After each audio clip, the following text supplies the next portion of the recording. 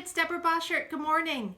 I want to show you a little bit of what's on my design wall today and talk about fabric and inspiration and maybe combining some unexpected elements. So let me show you what I have.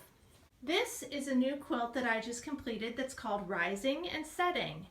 And I'm actually sending it off to Australia today, which is why I'm shooting this video before it gets packed up. To go to an international traveling textile exhibition. This quilt is called Rising and Setting. I'm exploring this ladder motif that I really like, and those green X's are painted on with a handmade stamp. You see some really tight free motion quilting there, my beloved Y stitch, some handwriting as surface design, this cool stripe in this unusual color palette. But what I really want to talk about is this yellow fabric with the squiggly circle. I'm looking at the idea of a sunset or a sunrise in this composition here.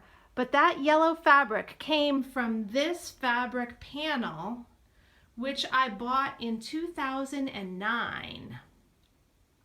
It's a Lonnie Rossi design, and I love Lonnie Rossi. She has great color sense and beautiful design elements, but it's been in my stash and I didn't quite know what to do with it. It has this gold leaf print.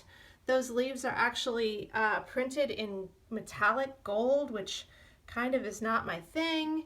And then there's some other kind of unexpected patterns and colors that I didn't really know exactly what to do with. But in the center, where you see that square, that's where the yellow squiggly circle was. So I tore that circle in half and I created the top, used one half to make this sunrise, sunset.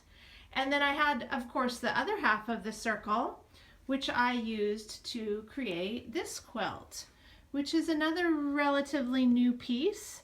It's called Waiting for the Light to Change, and it's 20 by 20 inches.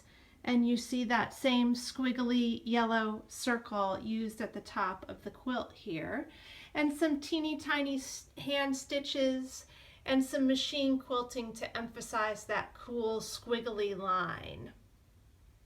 So you just never know. You never know what you purchase and how it might be used, and it's fun to just have a stash of potential color and potential pattern. I have one teeny tiny strip left of that yellow squiggle. You see that here. And who knows when I will use that again. It will get folded up and put in the yellow drawer with the rest of my fabric stash, and it might be another 4 or 5 or 6 years before I find the perfect opportunity to put it together into a new art quilt. So Rising and Setting is getting ready to be folded up and sent off to Australia. Thanks for looking at fabric with me today. Have a great day.